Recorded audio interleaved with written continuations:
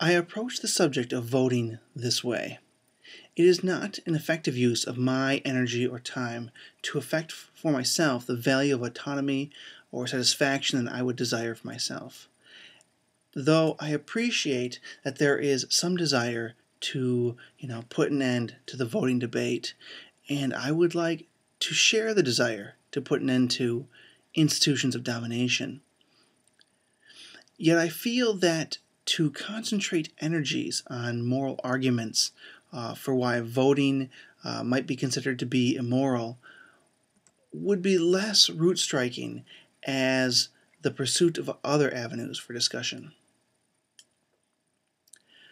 I would like to draw attention to the idea that I do not think that an adequate argument can be made to say that voting is melem in se, or a bad in itself, as many voluntary consensual associations may use voting as an agreed upon strategy for arriving at a conclusion or decision as to how to take action as a group.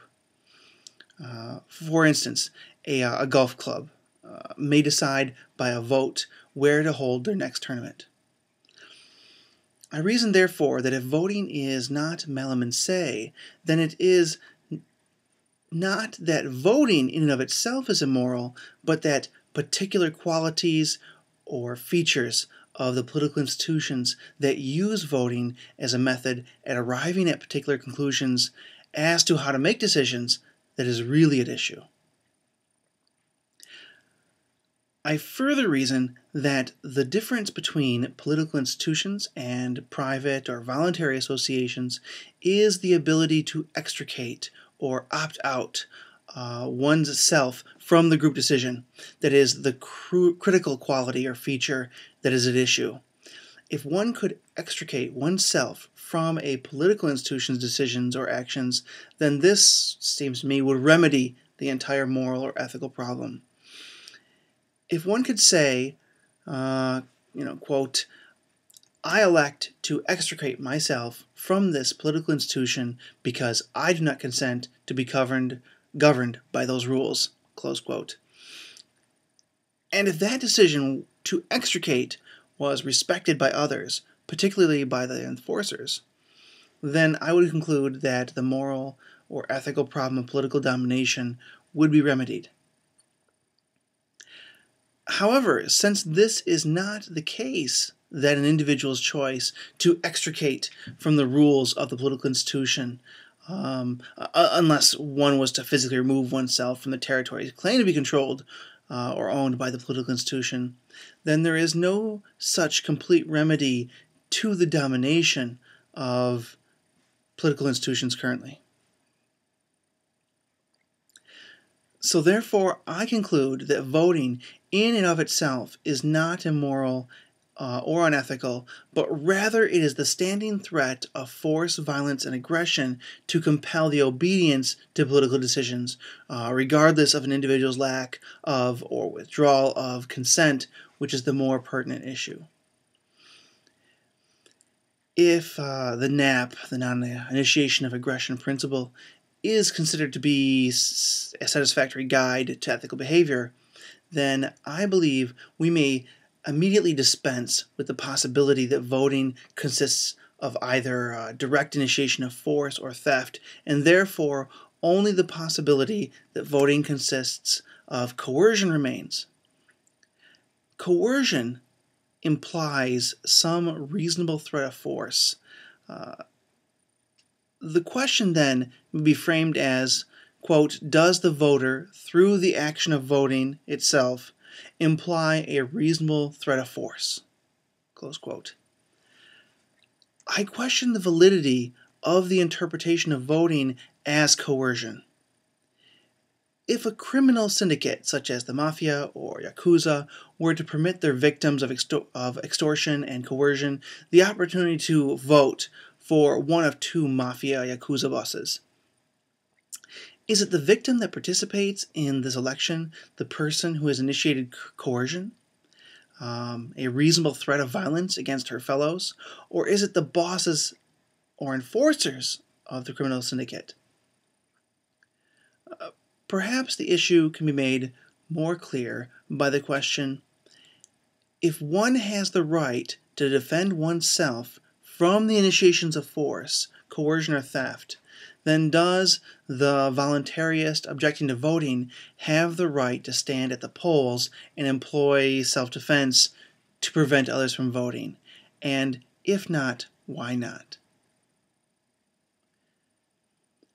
Some have argued that the act of voting is an act that implies an individual willingly consenting to be governed by the processes instituting the election.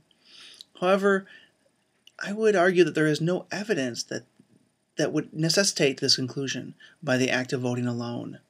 And certainly a particular individual may support and advocate for the current political system, and this person may choose to vote, while it is also certainly possible for a person who in every way detests the institution of domination, on principle, might choose to invest a small amount of time and energy on the infinitesimally small chance that her individual participation in the electoral process may mitigate the possible damage that may occur to her in the future by the institution of domination. Take, for example, the instance of a street robbery. One man, wielding a knife, demands another man's wallet and makes threatening gestures with the knife. It would not be uncommon for the man being threatened to take his wallet and surrender it to the knife-wielding robber. Has this man who has surrendered his wallet necessarily consented to his own robbery by his surrendering of the wallet?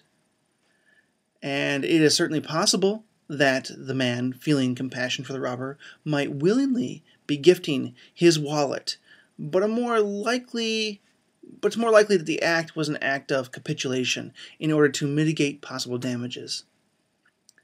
The state stands as a constant and active threat of the initiation of violence if its edicts and dictates are not obeyed.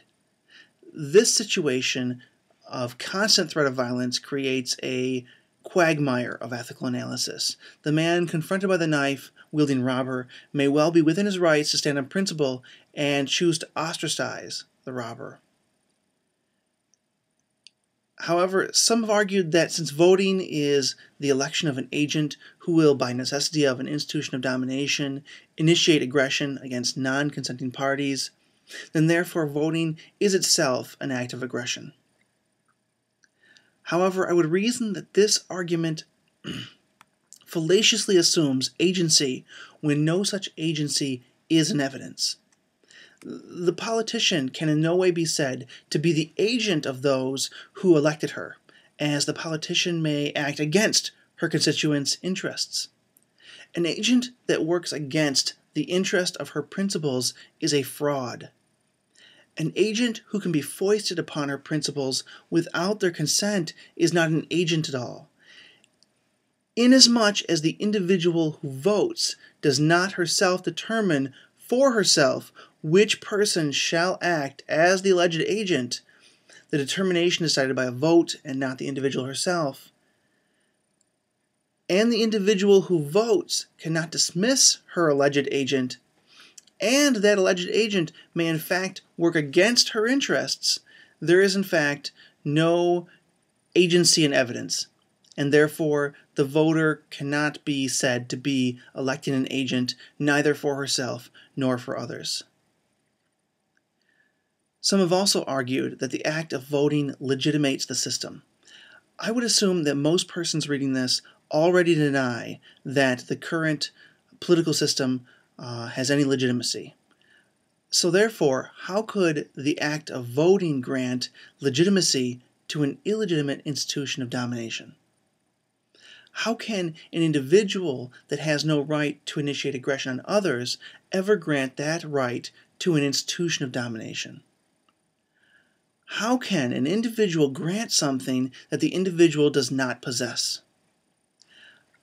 I rather take the position that the individual cannot grant rights or powers that they do not themselves possess, and therefore the act of voting could in no way grant the system any additional legitimate rights or powers. And therefore, I conclude that voting does not imply individual consent. Voting does not employ actual agency.